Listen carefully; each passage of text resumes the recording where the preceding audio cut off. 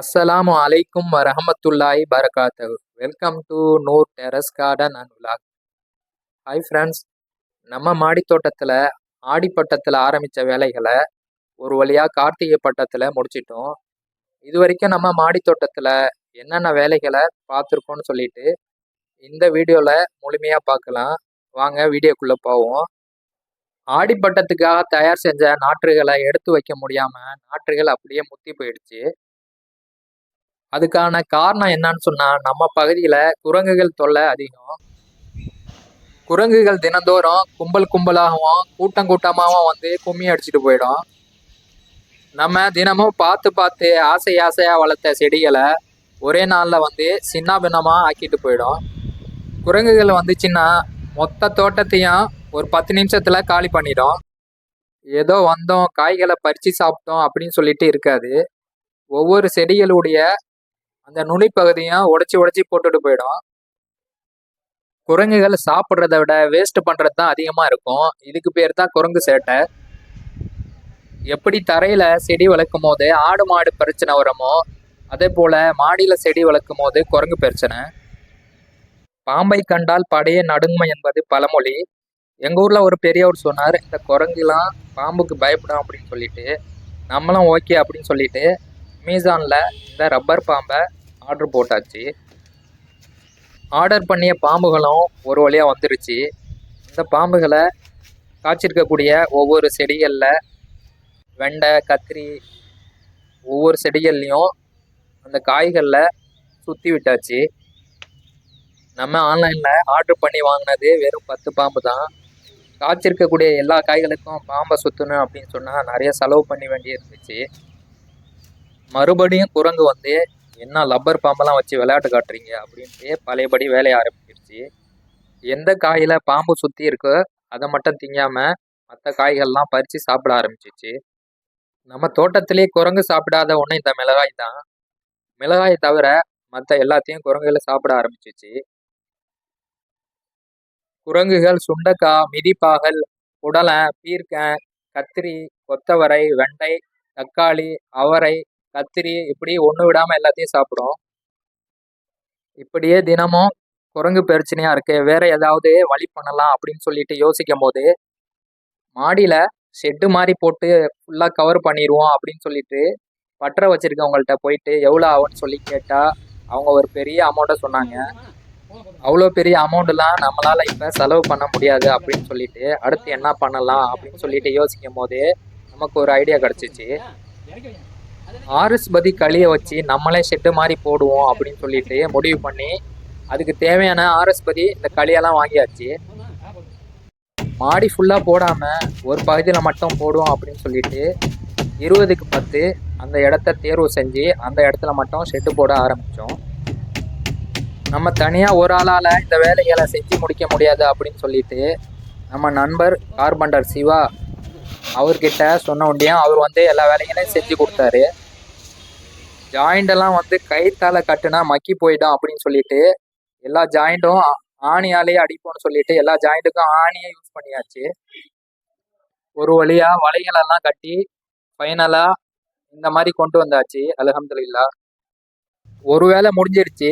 இரண்டாவதாக நம்ம ஆரம்பித்த வேலை மாடியில் ப்ரோபேக்கெல்லாம் செங்கலை கீழே வச்சு அது மேலே வச்சுருந்தோம். இதனால் நமக்கு என்ன பிரச்சனைன்னு சொன்னால், செடிகள்லேருந்து விழக்கூடிய காய்ந்த இலைத்தலைகள் செங்கல் இடுக்கில் போயிட்டு விழுந்துடும்.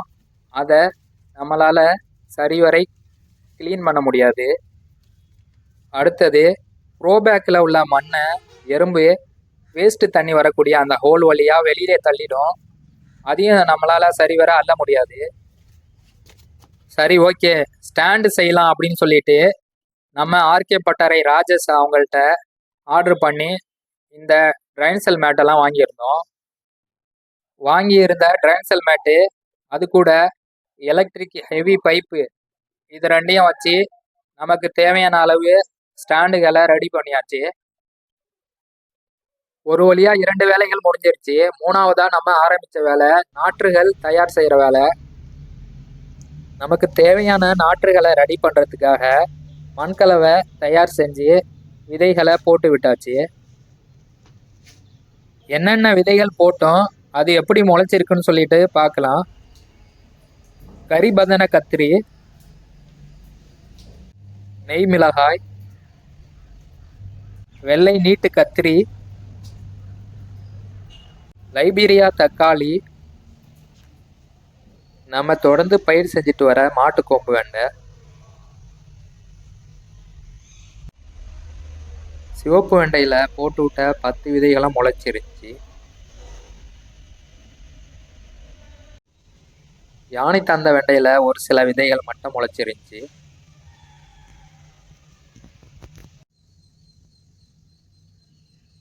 செடி தம்பட்ட அவரையில 3 விதைகள் மட்டும் முளைச்சிருச்சு.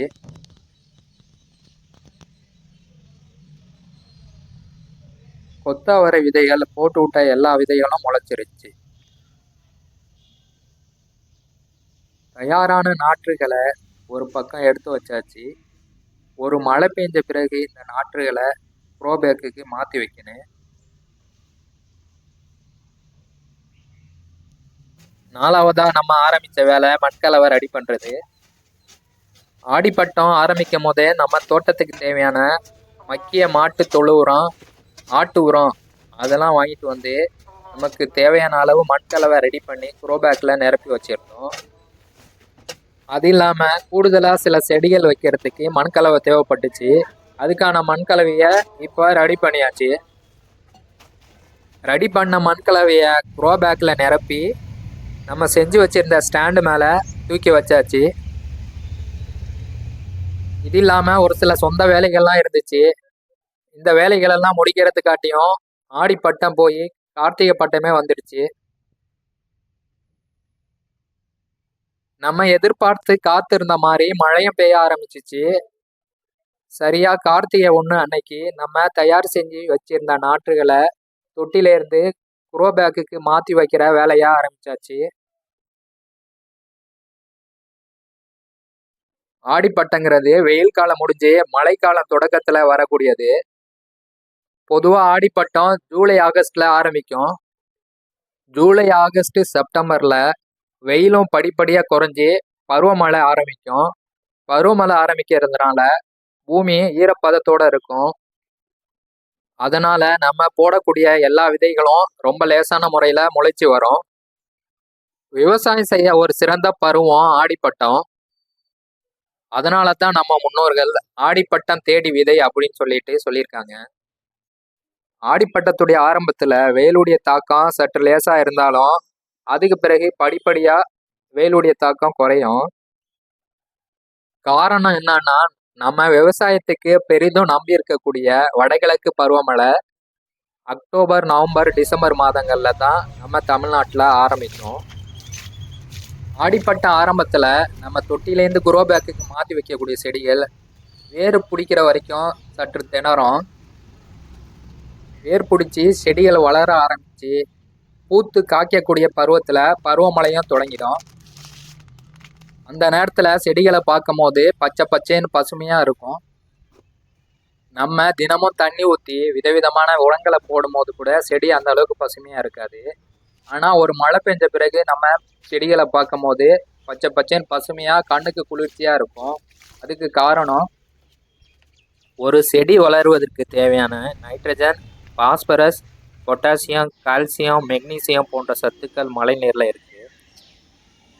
அது இல்லாம மழை நீர்ல உள்ள நைட்ரஜன் மண்ணுல உள்ள நுண்ணூட்ட சத்துக்களை அன்லாக் செஞ்சு வேர் வழியா செடிகள் உறிஞ்சுறதுக்கு உதவி செய்யுது. மழை நீர் மண்ணுல உள்ள pH லெவலை சமநிலைப்படுத்துது. மழை நீர் தாவரங்கள் மேல் படிந்திருக்கக்கூடிய அழுக்கு மற்றும் தூசுக்களை நீக்கி இலைகள் நன்றாக ஒளி சேர்க்கை செய்ய உதவி செய்யுது. இதனால தான் மழை பெஞ்ச பிறகு நம்ம ஒரு தாவரத்தை பார்க்கும் போது பசுமையாகவும் அழகாகவும் இருக்கு.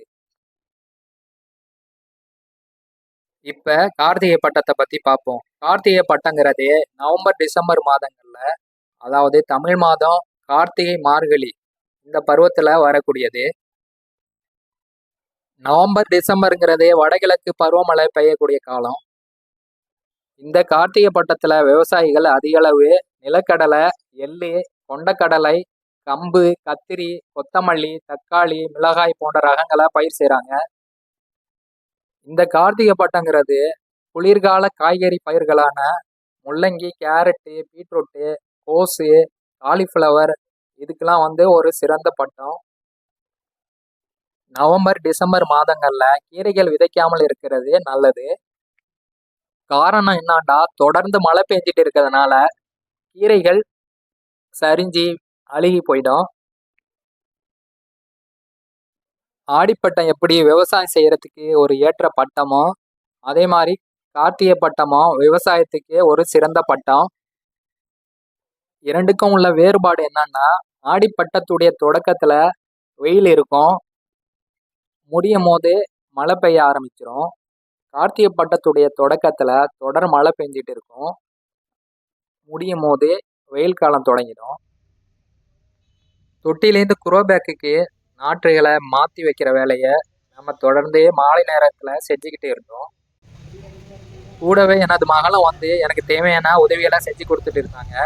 ஒரு சில தொட்டிகளில் நான் நாற்றுகளை மாற்றி வைக்கிறேன் அப்படின்னு சொல்லிட்டு அவங்க கையால் இந்த நெய் மிளகாய் நாற்றுகளை இந்த குரோ பேக்கில் மாற்றி வச்சுட்டு இருந்தாங்க. என்னை மாதிரி அவங்களுக்கும் இந்த இயற்கை விவசாயத்து மேலே ஒரு பிரியம். நம்ம வீட்டில் உள்ள குழந்தைகளுக்கு ஏதேதோ சொல்லி கொடுக்குறோம். நம்ம அன்றாடம் சாப்பிடக்கூடிய உணவு எப்படி வருது, அந்த உணவை எவ்வாறு தயார் செய்கிறாங்க அப்படின்னு சொல்லி நம்ம சொல்லி கொடுக்கறது இல்லை. குழந்தைகள் வீட்டில் சும்மா இருக்கும் போது இந்த மாதிரி சின்ன விஷயங்கள்லாம் சொல்லி கொடுக்கும் போது தனக்கு தேவையான காய்கறிகளை தானே விளைவிக்கிறது, தற்சார்பு வாழ்க்கைன்னா என்ன அப்படின்னு சொல்லிட்டு அவங்களுக்கு புரியும். இன்னைக்கு பெரும்பாலான வீட்டில் குழந்தைகள் காய்கறிகளை சாப்பிட்றது இல்லை. காய்கறிகளை பார்த்தாவே ஒரு மாதிரியாக அருவருப்பாக உணர்றாங்க. இந்த மாதிரி விஷயங்கள்ல அவர்களை ஈடுபடுத்தும் போது நம்ம தோட்டத்தில் விளையக்கூடிய காய்கறிகளை தினந்தோறும் பார்க்கறதுனால காய்கறிகளை சாப்பிடணும்னு சொல்லிட்டு அவங்களுக்கு ஒரு ஆர்வம் வரும். மொபைல் பார்க்கறதுல வீணாகும் அவருடைய நேரங்கள் மிச்சமாகும். சிறுவர்களுடைய உடலும் மனமும் ஆரோக்கியமாக இருக்கும். நாற்றுகளை குரோ பேக்குக்கு மாற்றி வைக்கிற வேலையை முடிச்சுட்டு பொடி காய்கறிகளான பாகல், பீர்க்கன் விதைகளை குரோ பேக்கில் போட்டு விட்டாச்சு. போட்டு விட்ட விதைகளும் முளைச்சி வந்துருச்சு. இந்த ஆண்டு வடகிழக்கு பருவமழை எங்கள் பகுதியில் எதிர்பார்த்த அளவு பெய்யல. ஐப்பசி மாதம் முதல் வாரத்தில் ஓரிரு நாட்கள் மழை பெஞ்சிச்சு. கார்த்திகை மாதம் முதல் நாள் ஆரம்பித்த மழை தொடர்ந்து 20 நாள் பெஞ்சிக்கிட்டே இருந்துச்சு. பெரும்பாலும் நம்ம தொட்டியிலேருந்து குரோ பேக்குக்கு செடிகளை மாற்றி வைக்கும் பொழுதுலாம் தூறல் போட்டுக்கிட்டே இருந்துச்சு.